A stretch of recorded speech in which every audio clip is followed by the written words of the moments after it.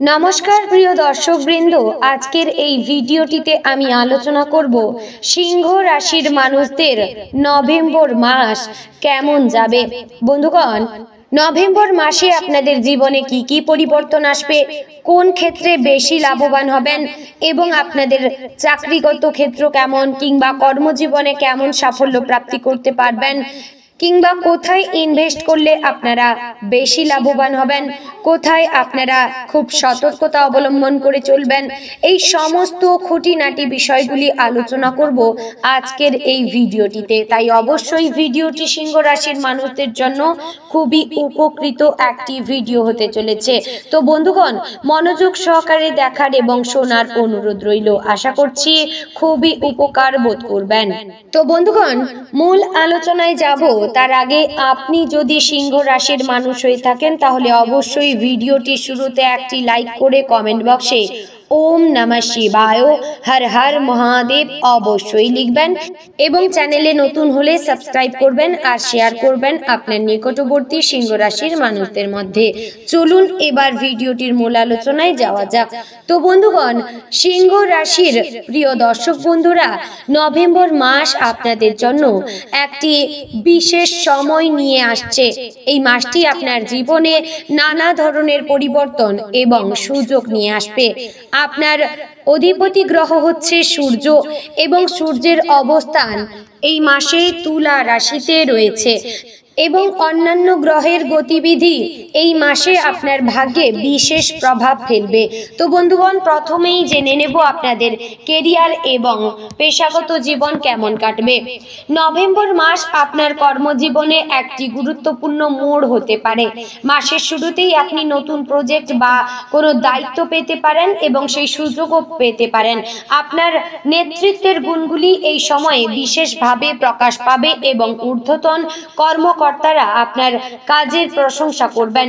যারা চাকরি খুঁজছেন তাদের জন্য মাসের দ্বিতীয় এবং তৃতীয় সপ্তাহ বিশেষ ফলপ্রসূ হবে।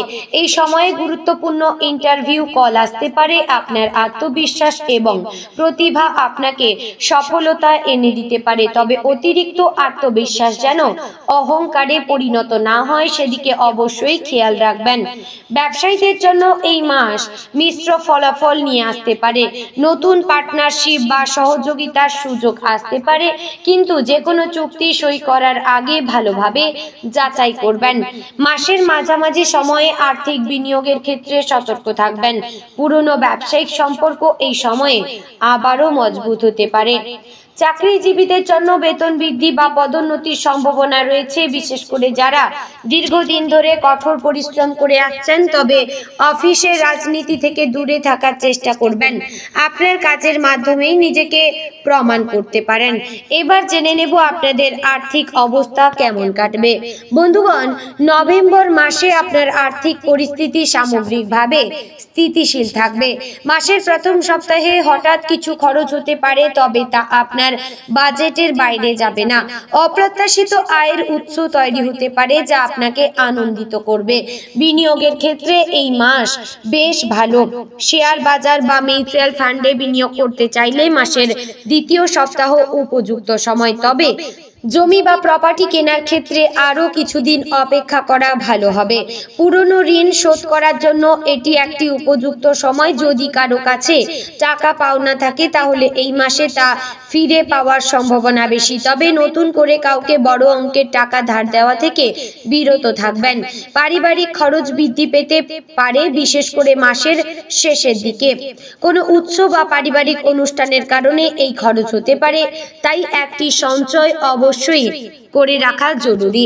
এবার জানবো আপনাদের প্রেম সম্পর্ক কেমন কাটবে। যারা প্রেম সম্পর্কে রয়েছেন তাদের নভেম্বর মাস একটি রোমান্টিক মাস হতে চলেছে। যারা সম্পর্কে রয়েছেন তাদের বন্ধন আরো গভীর হবে।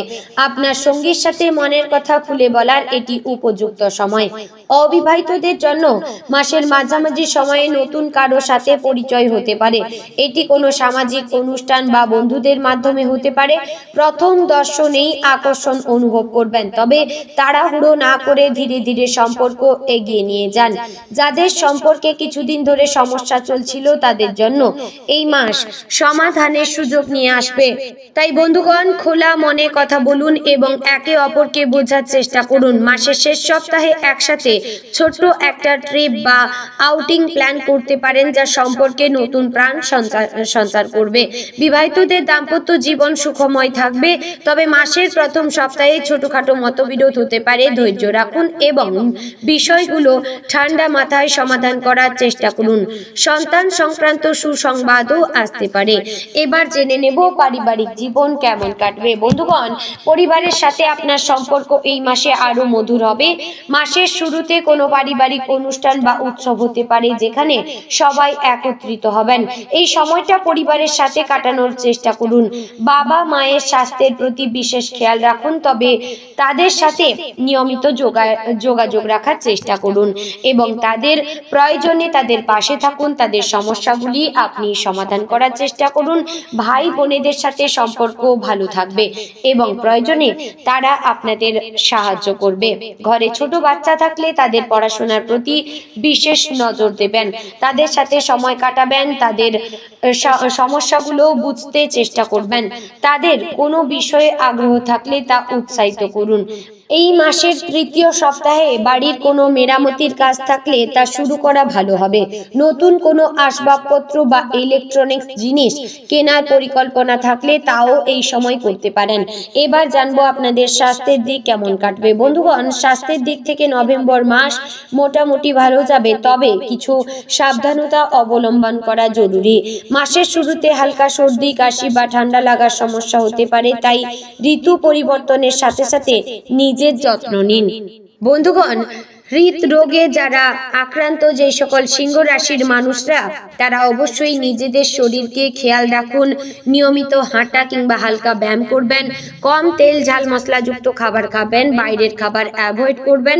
ঘরের খাবার খান, তবে নিয়ম মাফিক খান। চোখের সমস্যা হতে পারে, বিশেষ করে যারা দীর্ঘ সময় কম্পিউটার বা মোবাইল স্ক্রিনে কাজ করেন। নিয়মিত বিরতি নিন এবং চোখের ব্যায়াম করুন। প্রয়োজনে চক্ষু বিশেষজ্ঞের পরামর্শ নেবেন।